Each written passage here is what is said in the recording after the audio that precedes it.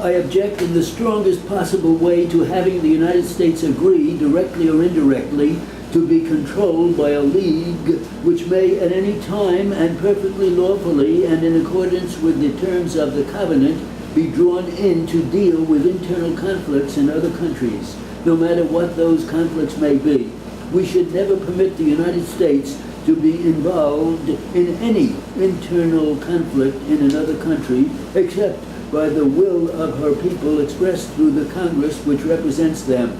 Those of us, Mr. President, who are either wholly opposed to the League or who are trying to preserve the independence of the safety of the United States by changing the terms of the League, and who are endeavoring to make the League, if we are to be a member of it, less certain to promote war instead of peace, have been reproached with the selfishness in our outlook and with a desire to keep our country in a state of isolation.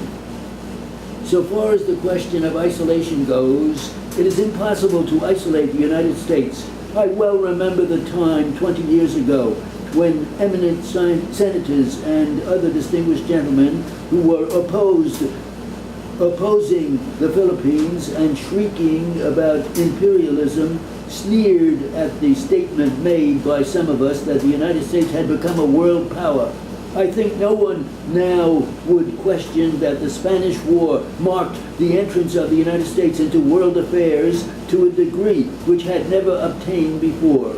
It was both an incredible and an irrevocable step, and the entrance into the war with Germany certainly showed once and for all that the United States was not unmindful of world responsibilities.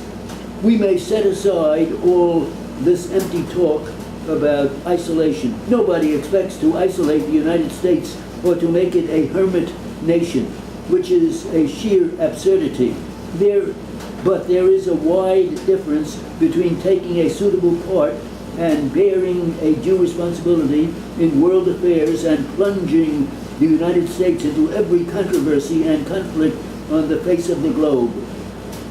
By meddling in all the differences which may arise among any portion or fragment of humankind, we simply fritter away our influence and injure ourselves to no good purpose.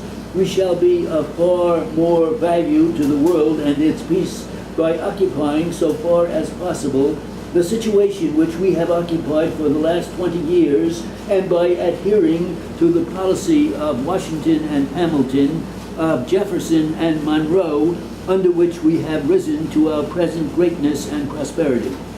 It has been reiterated here on this floor, and reiterated to the point of weariness, that in every treaty there is some sacrifice of sovereignty.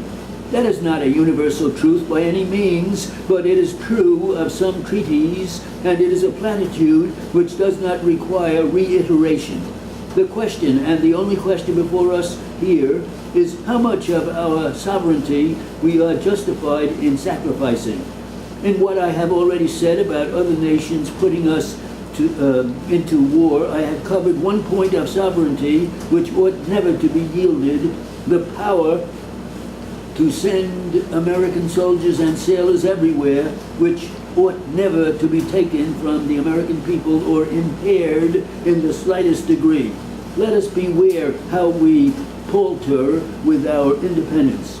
Contrast the United States with any country on the face of the earth today, and ask yourself whether the situation of the United States is not the best to be found. I will go as far as anyone in world service, but the first step to world service is the maintenance of the United States. You may call me selfish, if you will, conservative or reactionary, or use any other harsh adjective you see fit to apply, but an American I was born. An American I have remained all my life. I can never be anything else but an American. And I must think of the United States first. And when I think of the United States first in an arrangement like this, I am thinking of what is best for the world. For if the United States fails, the best hopes of mankind fail with it. I have never had but one allegiance. I cannot divide it now.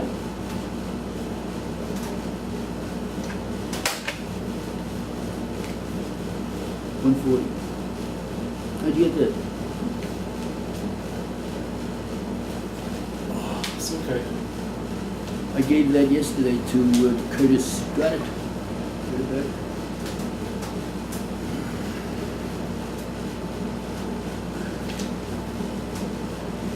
Do you think you have any words not in your dictionary? I can give you a few names you should put in your dictionary. Like what? Wilson, I have that. Jefferson, I have that. Hamilton, I don't know if I have that. Monroe. I don't have Monroe.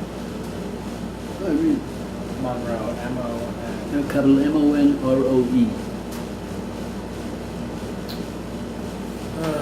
My computer crashed again. Can't read it.